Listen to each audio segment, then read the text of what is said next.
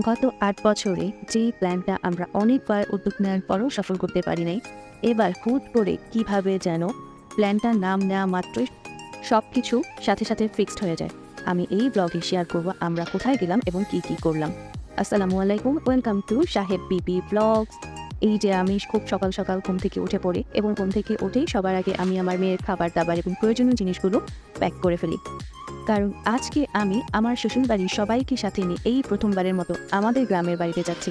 আর এটা একটা long tour হতে যাচ্ছে। আমার মেয়েকে সাথে নিয়ে এই ফার্স্ট বারের মতো আমি কোনো লং ট্যুরে যাচ্ছি। তাই বারবার আমি চেক করতেছিলাম ওর প্রয়োজনীয় জিনিসগুলো আমি ঠিকঠাক নিলাম কিনা। আমি অনেক বেশি এক্সাইটেড ছিলাম। আর এই যে এখানে সবাই আমরা উবার কল করেছিলাম, উবারের জন্য ওয়েট করছি, কিন্তু উবারটা আসতে অনেক লেট করায় আমাদের উবার ট্রিপ ক্যান্সেল করে দুটো সিএনজি বুক করতে হয়। আর আমরা যাচ্ছি এখন কমলাপুর রেলওয়ে স্টেশনের উদ্দেশ্যে। এই যে এখন আমরা সবাই বের হয়ে গেলাম।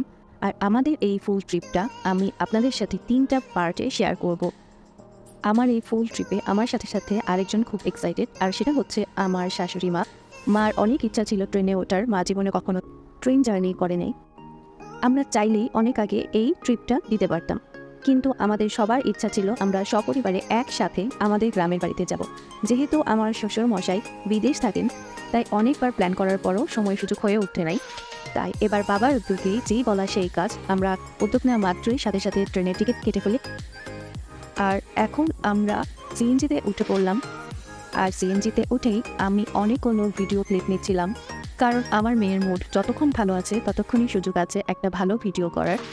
আমি বুঝতে পারছিলাম ওর শরীরটা একটু খারাপ লাগছিল, কারণ আজকে ওর ঘুমটা কমপ্লিট হয় নাই। ও প্রতিদিন সকাল 9টা পর্যন্ত ঘুমায়, তো আজকে যেহেতু আমি ওকে একটু সকাল সকাল টেনে তুলে রেডি করি, তাই তার ঘুমটা কমপ্লিট হয় নাই। ঘুম কমপ্লিট না হলে আমাকেও অনেক জ্বালায়। এই যে এখন ওর বাবার কোলে বসে আছে, অনেক কষ্টে হাই বলছিল।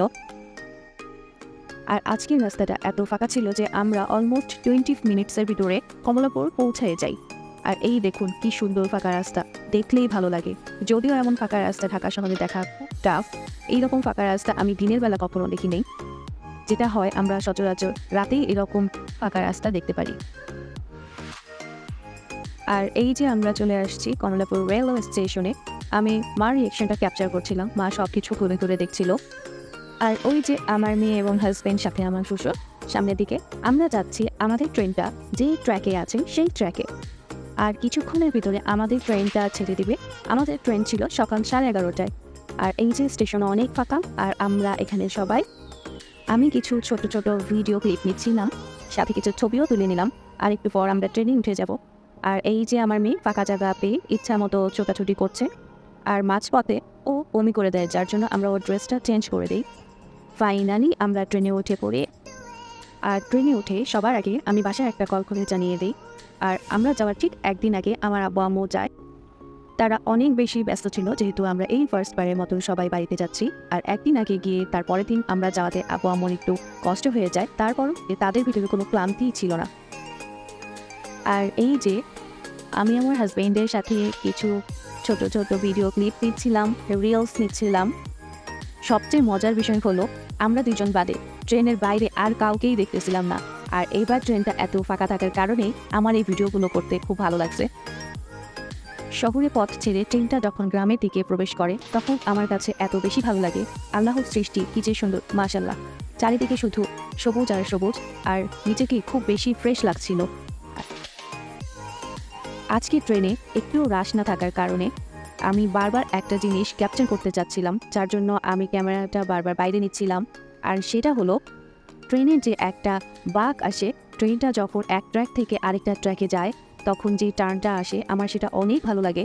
আমি অনেকবার চেষ্টা করার পরও এই বাঁকটাকে ক্যাপচার করতে পারি নাই। এরকম ফাঁকা ট্রেনেও যদি ক্যাপচার করতে না পারি তাইলে আর জীবনেও পারবো না। আর ফাইনালি দেখেন আমি আমার সেই কাঙ্ক্ষিত ভিউটা ক্যাপচার করতে পেরেছি। আমার এই জিনিসটা অনেক বেশি ভালো লাগে। আমার মতো আর কে কে আছেন যাদের ট্রেনের এই টার্নটা খুবই ভালো লাগে, অবশ্যই কমেন্ট করে জানাবেন। আমি যতক্ষণ পারছিলাম এই ভিউটা ক্যাপচার করছিলাম। আর এর ফাঁকে ফাঁকে আমাকে বাসা থেকে আব্বু আম্মু কল করছিল যে আমরা কত দূর আছি। আর দেখতে দেখতে আমাদের গন্তব্য স্টেশনও চলে আসলো। আর এই ফাঁকে আমি আমার আব্বুকে একটা কল করি। আর কিছুক্ষণের ভিতরে আমরা ট্রেন থেকে নেমে যাব। আর এই যে আমার আব্বু চলে আসছে, আমরা ট্রেন থেকে নেমে গেলাম।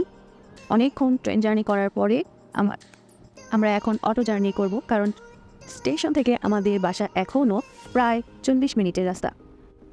আর আব্বু অলরেডি আমাদের জন্য একটা অটো বুক করে রাখছে, আর এটা আমাদের জন্য 1 ঘন্টা 1.5 ঘন্টার মতো ওয়েট করে। আব্বু অনেক আগে স্টেশনে এসে ওয়েট করছিল, আর এখানে দাঁড়িয়ে সবাই চিন্তা করছে কোথায় পান সুপারি পাওয়া যায়। যেহেতু নতুন জামাই এই প্রথমবারের মতো বাড়ি যাচ্ছে, অবশ্যই খালি হাতে যাওয়া যাবে না।